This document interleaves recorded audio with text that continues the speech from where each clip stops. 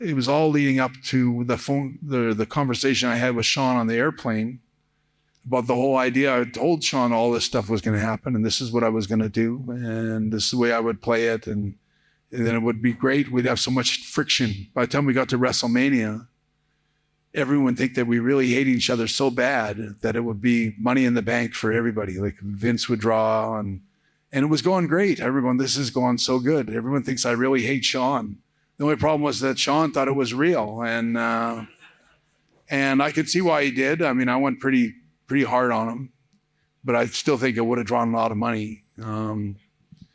And the whole match with Steve at WrestleMania 13, I'll just say this much about it, is that I was totally dragging my feet, going, not that I, no disrespect to Steve, but I didn't see any point in wrestling Steve Austin at WrestleMania. I thought it was a throw together match because Sean wussed out and forfeited the belt. And same thing, you forfeit the belt, and now Sid and Undertaker get the main event match money for WrestleMania 13.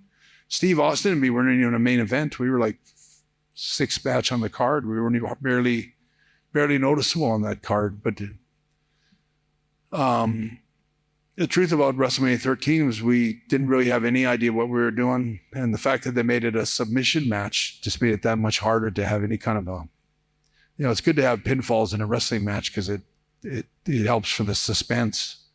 But when it says just submissions, it's pretty boring after a while. And so I remember asking Steve, what submissions do you know? And he goes, I don't know any, or something. I think he had one move that he brought, that tree stump puller or something, like where he puts his back of his leg behind your neck, which is a real shoot hold. And that was the only move, I think, the only wrestling hold that Steve put on me in that whole wrestling match at WrestleMania 13.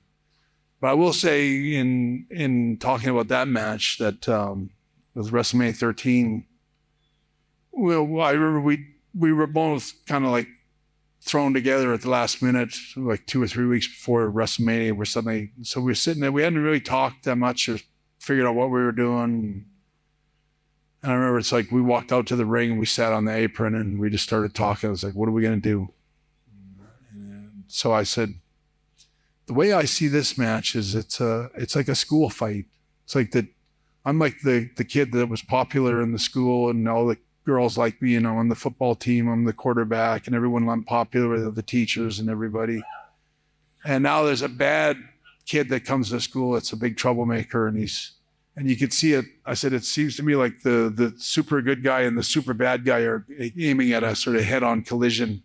And everybody in school knows it, and being the fans know that this is a big fight that's going to happen.